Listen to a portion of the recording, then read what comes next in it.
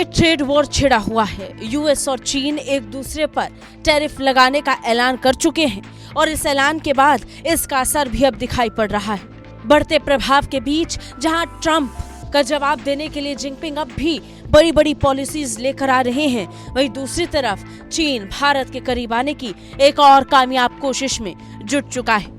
वैश्विक व्यापार तनाव के बढ़ते हुए भारत चीन संबंधों में नया मोड़ देखने को मिल सकता है। चीन पहले ही भारत के करीब आने की कोशिशों का संकेत दे चुका था और अब ये और साफ हो चुका है।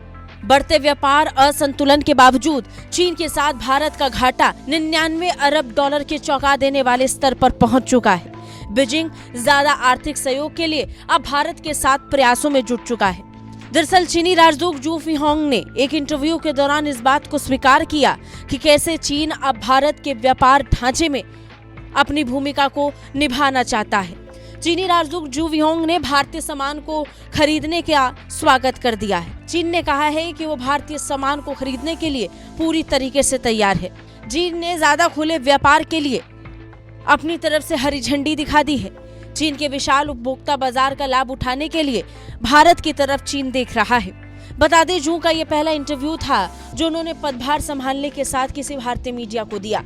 अपने इस इंटरव्यू के दौरान उन्होंने स्पष्ट तौर पर कहा कि चीन और भारत आर्थिक गतिशीलता में संभावित बदलाव को देख सकते हैं।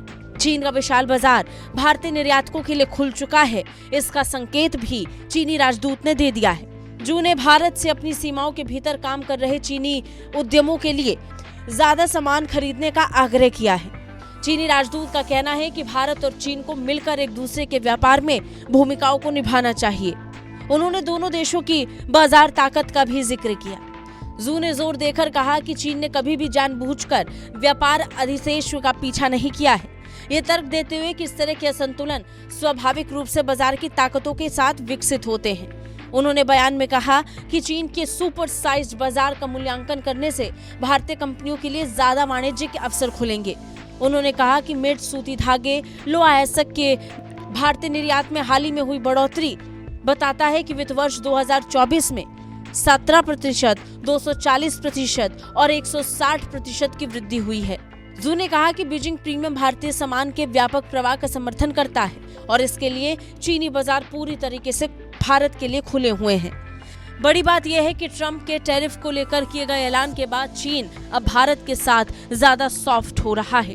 भारत के व्यापार के साथ मिलकर काम करने की चीन की इच्छा अब और प्रबल हो रही है, जो हाल फिलहाल के चीन से आए बयानों से साफ दिखाई पड़ रहा है।